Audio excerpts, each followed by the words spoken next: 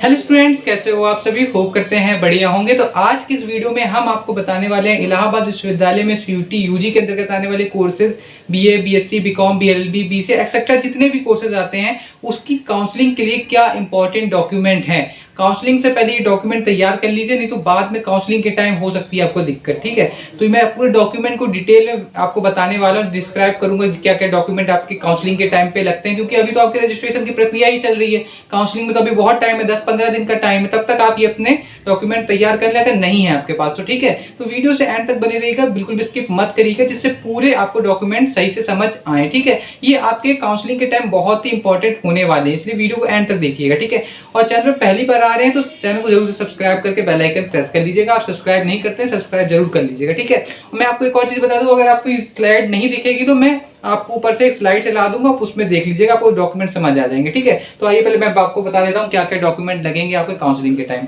सबसे पहले तो आपका लगेगा वो एडमिट कार्ड और स्कोर कार्ड। जो आपका एडमिट कार्ड होगा, जो भी आपने सीयूटी यूजी का एडमिट कार्ड दिया होगा वो एडमिट कार्ड लगेगा, और सीयूटी एंट्रेंस एग्जामिनेशन का जो अभी आपका स्कोर कार्ड आया होगा वो, ये दो चीज अपने पास आप तैयार रखिएगा। पीडीएफ होगा आपके पास, पीडीएफ रखा होगा तो हार्ड कॉपी रखी होगी, दोनों लगेगा आपके काउंसलिंग के टाइम पे, तो दोनों अपने पास संभाल के रखिएगा। ठीक है, और दूसरी जो सबसे इंपॉर्टेंट चीज है वो आपकी लगेगी 10th और 12th की मार्कशीट। जो आपके 10th की मार्कशीट होगी और जो आपके 12th की मार्कशीट होगी वो आपके काउंसलिंग के टाइम पे अपलोड की जाएगी, इसलिए वो भी बहुत जरूरी है, उसे भी संभाल के रखिएगा, कहीं खोआ मत दीजिएगा। ठीक है, और तीसरा टीसी। टीसी अगर आपको नहीं मिली होगी तो टीसी के लिए आप अंडरटेकिंग फॉर्म काउंसलिंग के टाइम पे लगा सकते हैं।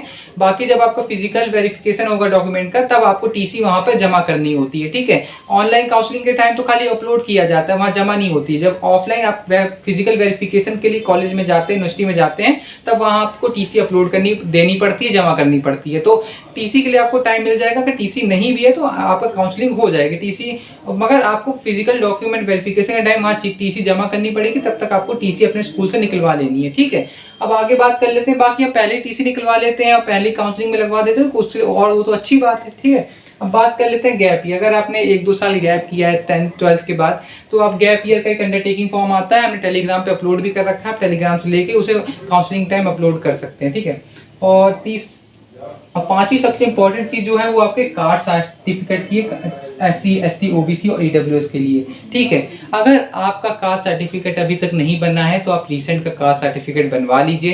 कास्ट सर्टिफिकेट आपका सेंट्रल गवर्नमेंट का होना चाहिए। मैं आपको बता दूं, OBC EWS इनका कास्ट सर्टिफिकेट तो आपका साइबर कैफे से ही बन जाता है, साइबर कैफे से 1 हफ्ते के अंदर बनवा सकते हैं। बाकी SC ST का जो कास्ट सर्टिफिकेट होता है सेंट्रल गवर्नमेंट का, ये भी उससे बन जाता है आपका साइबर कैफे से। बाकी लेकिन SC ST वालों को ये कचहरी से बनवाते हैं, तो उसमें कास्ट सर्टिफिकेट में ऊपर गवर्नमेंट ऑफ इंडिया लिखा रहता है, इसलिए ये बढ़िया रहता है। तो SC ST वाले अगर आपके पास टाइम हो तो आप कचहरी से बनाएं, बाकी OBC EWS वालों को तो ऑनलाइन बन जाता है, उसकी कोई दिक्कत नहीं होती है। ठीक है, कास्ट सर्टिफिकेट बनने में तो कास्ट सर्टिफिकेट रिसेंट का होना चाहिए, सेंट्रल गवर्नमेंट से अप्रूव्ड होना चाहिए, सेंट्रल गवर्नमेंट का होना चाहिए, स्टेट गवर्नमेंट का नहीं होना चाहिए। ठीक है, तो और सबसे इंपॉर्टेंट चीज आधार कार्ड तो आपके पास सभी के पास हो गई। आधार कार्ड बहुत इंपॉर्टेंट है, आधार कार्ड भी अपलोड होता है आपके काउंसलिंग के टाइम, तो आधार कार्ड भी होगा, तो हो गई आपके पास, उसकी दिक्कत नहीं है।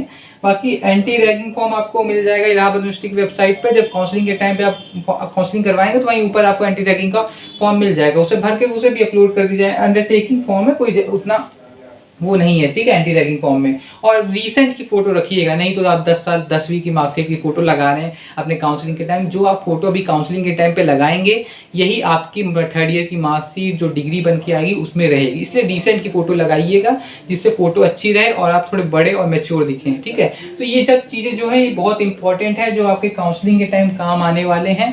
अगर आपने अभी तक इन सब चीजों को तैयार नहीं किया, अभी आपके पास नहीं है, अगर आपके पास कास्ट सर्टिफिकेट नहीं है तो बनवा लीजिए, आपने टीसी निकलवाई तो निकलवा लीजिए, 10th 12th की मार्कशीट नहीं ली है कॉलेज से तो ले लीजिए। ठीक है, एडमिट कार्ड स्कोर कार्ड संभाल के रखिए। आधार कार्ड तो हो गई, एंटी रैगिंग फॉर्म सब मिल जाता है। गैप ईयर आपको वही वेबसाइट से ही मिल जाएगा इलाहाबाद विश्वविद्यालय की, नहीं तो हमारे टेलीग्राम पे तो पेज पे तो अपलोड ही है। देखिए, ये सब चीज़ें जो हैं आपके काउंसलिंग के लिए बहुत इंपॉर्टेंट है, तो इन सब चीज़ों को आप तैयार करके रखिए, जिससे आगे आपको दिक्कत ना हो। ठीक है, धन्यवाद।